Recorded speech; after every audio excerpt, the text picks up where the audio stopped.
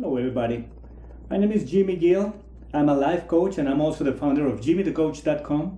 One of the aspects that I've been very successful at is family. And people usually come to me and ask me, Jimmy, what do you do? How do you manage to keep two teenagers and so little drama in your life? Many of them thought that it was because I was Latino, and people have usually the general belief that Latinos and Italians are very family oriented and all that. And it got me thinking. Then I started an investigation and interviewed hundreds of families to find out what is it that makes really emotionally successful families. And this is what I found. 5 habits that they follow. Habit number 1, they cultivate the individual.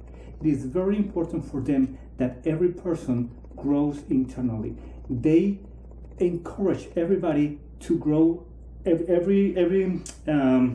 Every member of the family is encouraged to grow as a human being. How can I be a better father, a better brother, a better sister, a better son, a better everything? That's what it is. I have a good friend of mine. He wrote a book. The book name is I Love You, But I'm Happy Without You. And people tend to believe that this book is good for someone who is going through a divorce or something like that.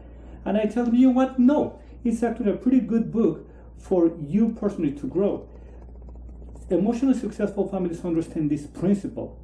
I cannot be happy in a relationship, or I cannot be happy in a family if I'm not happy as an individual. That's what this book is about. I would encourage you to read it. It's a great book.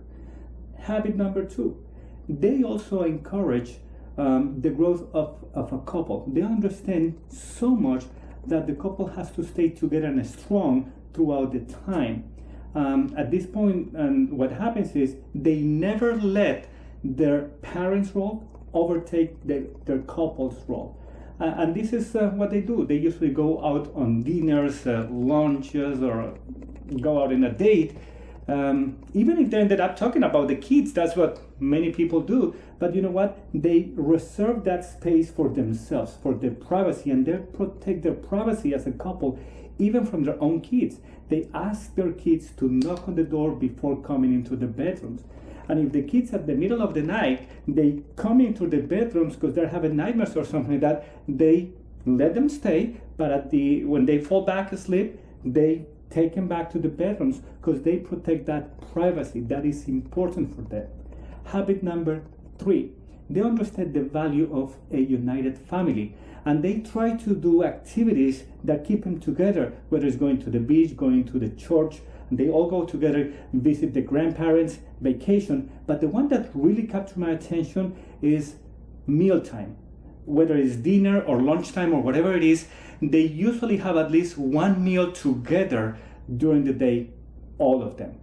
And during the mealtime, there are no electronics, no TV on, there are no the cell phones actually go into a bucket, and everybody has to stay until everybody's done, and they all help and collaborate and all that. They all have tasks on the family regardless of their financial situation.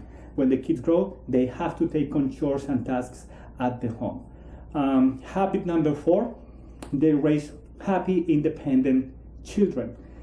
As couples, they have very clear that kids eventually going to go away. And they talk to their kids, even from the time they're little kids, about the time they're going to go away. And they don't talk about that from the perspective of, I'm going to lose you or something like that. They understand that they're individuals and they will grow and they will open their wings and fly their own flight. So that's why they encourage every kid to pursue their own dreams. As parents, they don't try to live their passions or their frustrated dreams from childhood through their kids. If the kid wants to play soccer, they let him play soccer, not make him play the violin if that's what the parent wanted to do. So that's what happens. They encourage each member of the family, father, mother, kids, everybody, to follow their dreams, to follow their true passion. And habit number 5, very important, they speak from the heart. They speak very emotionally. When somebody comes in or goes, there's usually a hug, a kiss. If they're texting each other, there's usually an emoji with I love you, with a happy face or a kiss or something like that. So there is always affectionate communication, But there is also, and of course, even emotionally successful families, they also have problems and arguments and all that. But what they do is they address the problem. They don't attack the person. They understand that if there is an argument, it's not about who wins or who loses. It's really about how much did we grow, how much did we learn from all this situation. So those are the 5 habits that emotionally successful people have. If you want to find more information about this, go ahead and visit my website, jimmythecoach.com. Feel free to drop me any line or any comments about this. Thank you very much for watching, guys. You have a great day. Bye bye. Adios.